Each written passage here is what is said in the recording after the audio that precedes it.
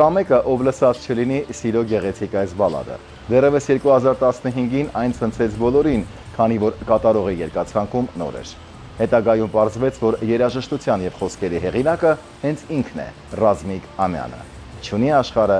Ռազմիկ Ամյանը հայկական շոու բիզնես մուտք գործեց դանդաղ քայլերով։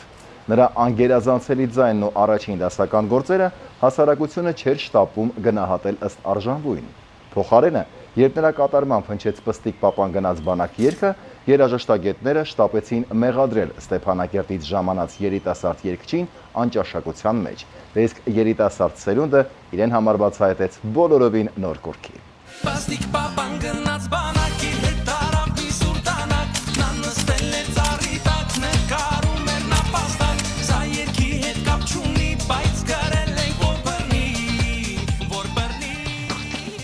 Այդ շրջանում Ռազմիկն իր ուժերը փորձել է տարբեր երաժշտական մրցույթներում եւ արժանի տեղեր զբաղեցրել։ Նա պիտի հաստատվեր հայկական շոու բիզնեսում։ Համացանցում պատահականորեն հայտնված 18+ տեսագրությունը նրա մասնակցությամբ զարմանալիորեն նպաստեց հետաքրքրությանը երգչի հանդեպ, չնայած որ Ռազմիկը շատ էր վախենում հանդիսատեսի վերաբերմունքի փոփոխությունից։ Մի սխալ արարքի պատճառով տարիների աշխատանքս ջուրը կարող էր ընկնել, ինչն ինձ ստիպեց ավելի լավ եւ ավելի շատ աշխատել։ Չգիտես ինչու, վերջին շրջանում նման կիքսերն ինձ հետապնդում են։ Հարցազրույցներից մեկում խոստովանել է Ռազմիկ Ամյանը։ Նրա սրընթաց աճող ճանաչվածության նորեցօր ավելանում էին տրամադրություն ստեղծող ռեստորանային ֆորմատի երգերը, որոնց ներքո պարում էին աշխարհի գրեթե բոլոր հայերը։ Նրա հզոր ձայնը թույլ էր տալիս անգամ հայտնի սիրված երգերը մեկնաբանել յուրովի եւ շատ գեղեցիկ։ Այդ շրջանում նրա երկացանկում հայտնվում էին նաև հին հայկական եւ ժողովրդական ոճով գրված երգեր։ Առանձին ենք չի խանգարում ոչ ոք մեզ,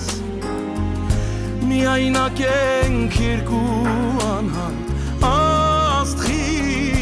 պես, շատ չի տրվում մի այսպիսի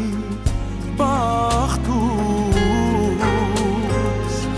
եկ այս գիշեր արթուն մնանք մինչև լույս, շատ չի տրվում մի այսպիսի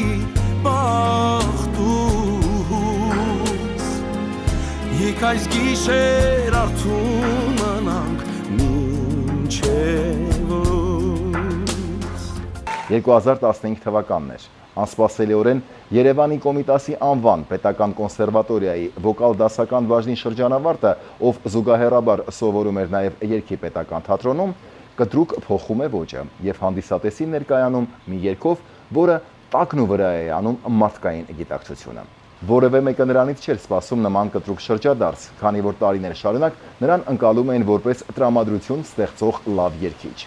Չունի աշխարհը քեզ նման երգը ձոն է, սիրելի կնոջը։